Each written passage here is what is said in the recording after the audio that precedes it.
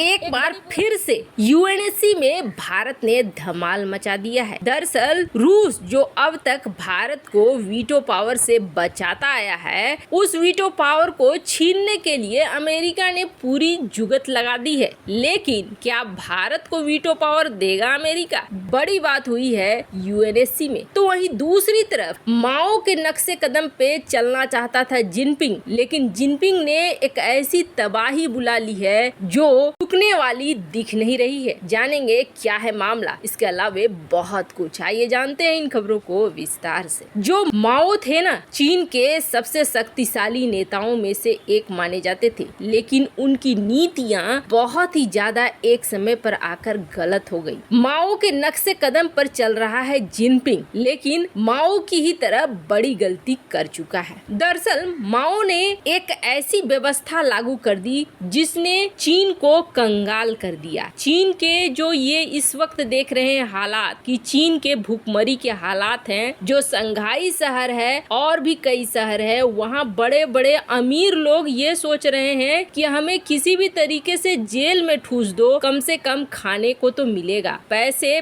बेकार पड़े सड़ रहे हैं, लेकिन खाने को लोगों को नहीं मिल रहा है। ये सच्चाई है चीन की। जिन्हें थोड़ी सी भी ऐसा लग रहा है कि नहीं चीन तो बहुत पावरफुल है, वो जरा इस सच्चाई को जाने कि चीन कितना एक्सपोर्ट करता है और कितना इंपोर्ट करता है खाना। इसे जानेंगे आप तो आप चकित रह जाएंगे कि चीन जो एक्सपोर्ट करता है, भी चीन पहले 20.2 बिलियन का एक्सपोर्ट करता था खाने की चीजें, तो आज करता है 59.6 बिलियन। आप कहेंगे ये तो एक्सपोर्ट बढ़ा है, लेकिन जरा इंपोर्ट पे नजर दौड़ाइए। 14 बिलियन खरीदता था 2003 से पहले, पर आज 104 बिलियन का खाना चीन खरीदता है। यानी चीन में दुनिया से 104 बिलियन के खाने पहुंचते हैं। अब ऐसा हो क्यों गया? महामारी में सबसे ज्यादा असर चीन के ऊपर क्यों देखने को मिल रहा है और सबसे कम असर किसी देश पर देखने को मिला तो भारत पर देखने को मिला। आईएमएफ ने यहाँ तक कह दिया कि भारत ने अपनी जो एक्सट्रीम गरीबी थी, बहुत ज्यादा गरीबी, उस क्षेत्र से बाहर अब निकल आया है। मतलब भारत ने बहुत सारे बदलाव किए हैं। किसके बल पे किए हैं? महामारी ने भारत को उतना ज्यादा इम्पैक्ट नहीं पहुंचाया जितना ज्यादा चीन को पहुंचा रहा है। कारण सबसे बड़ा है माओ ने जो काम किया था उसका फल आज भी भुगतना पड़ रहा है चीन को, और माओ के ही नक्शे कदम पर जिनपिंग चल रहा है। माओ ने क्या किया था? माओ के दिमाग में एक कीड़ा आया और उसे ये लगा कि ये जो गौरैया है, मासूम सी गौरैया, और ये जो कीड़े मकोड़े हैं, ये फसलों को तबाह कर देते हैं। इसे ही कहते हैं अनपढ़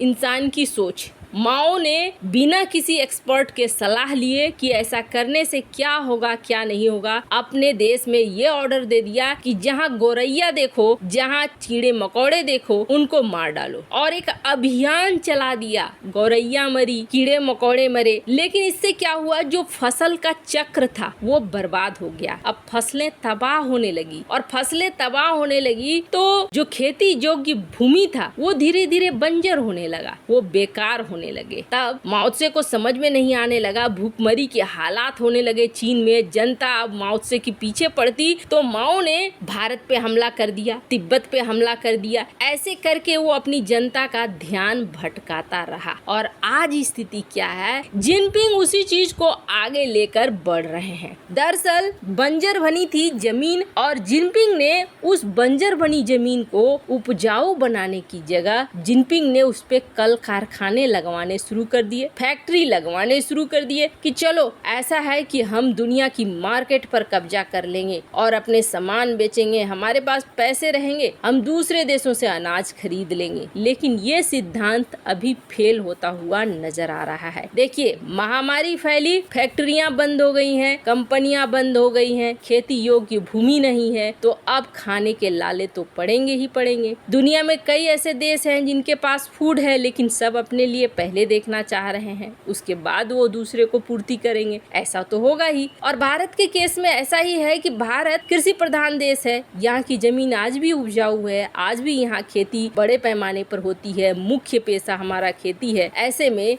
हमारे यहाँ अनाज की दिक्कत नहीं होती है, खाने पीने की दिक्कत नहीं होती है। लेकिन चीन में भूखमरी के हालात बन गए हैं। अब भूखमरी के ये हालात इतना ज्यादा बुरे हो गए हैं कि अब अगर चीन अपनी जनता का भूख नहीं मिटा पाएगा तो आक्रोश तो झेलना पड़ेगा। और इस आक्रोश के चक्कर में कहीं चीन किसी देश पर हमला न कर दे, क्योंकि स्थिति कुछ वैसी ही नजर आ रही है कि अब तो विदेशी इन्वेस्टर्स भी चीन से निकलने शुरू हो चुके हैं। और कृषि योग्य जमीन हम बात करें, चीन वैसे तो दूसरे की जमीन हथिया हथिया कर बहुत बड़ा बन चुका है, लेकिन चीन की खेती योग्य जमीन मात्र 10% है। जहाँ ये सब कुछ हो रहा है चीन के साथ, तो वहीं दूसरी तरफ यूएनएससी में भी एक बड़ा हंगामा हो रहा है। अब तक यूएनएससी में भारत के किसी भी प्रस्ताव पर अगर भारत के खिलाफ वो प्रस्ताव है तो रूस वीटो लगाकर बचाता आया है। कई बार ऐसा हुआ है, लेकिन अब रूस के वीटो पर ही सवाल हो गए। वीटो छीनने की अमेरिका ने कोशिश की, लेकिन अभी फिलहाल एक प्रस्ताव ये पास हुआ है कि जब भी कोई एक देश वीटो से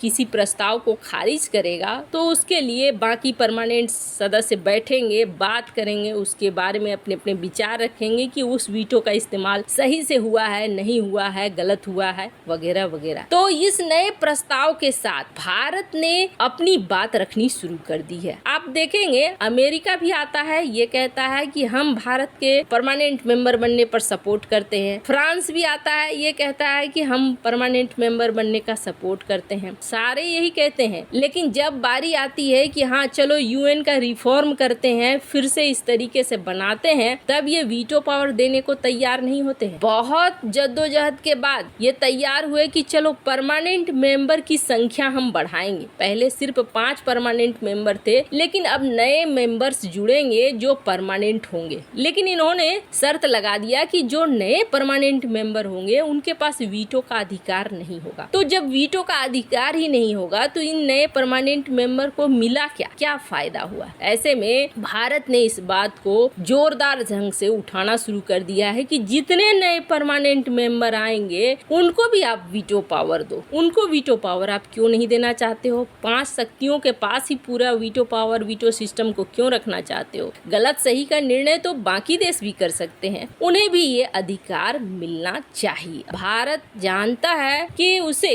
परमानेंट सीट मिलेगी ही मिलेगी, क्योंकि जब परमानेंट मेंबरशिप बनाने की बात होगी तो भारत की दावेदारी सबसे ऊपर होगी। ऐसे में भारत बिना वीटो के परमानेंट मेंबर बनकर जैसे कोई फायदा न हो उस स्थिति में नहीं पहुंचना चाहता है, बल्कि भारत चाहता है कि परमानेंट मेंबरशिप के साथ साथ वीटो पावर भी आए और ये वीटो पावर भविष्य में भारत अपने लिए इस्तेमाल कर सके। हालांकि भारत ने अफ्रीकी देशों के बारे में भी कहा है कि अफ्रीकी देश इतने बड़े देश है और उनको वीटो पावर नहीं है, तो वो अपने हित के बारे में कैसे सोच सकते हैं? इसलिए वीटो पावर तो होनी चाहिए। वैसे आपको क्या लगता है, क्या भारत को वीटो पावर मिल पाएगा? कमेंट कर अपनी राय जरूर बताएं। जल्द मिलते हैं अगले वीडियो में नई खबर के साथ।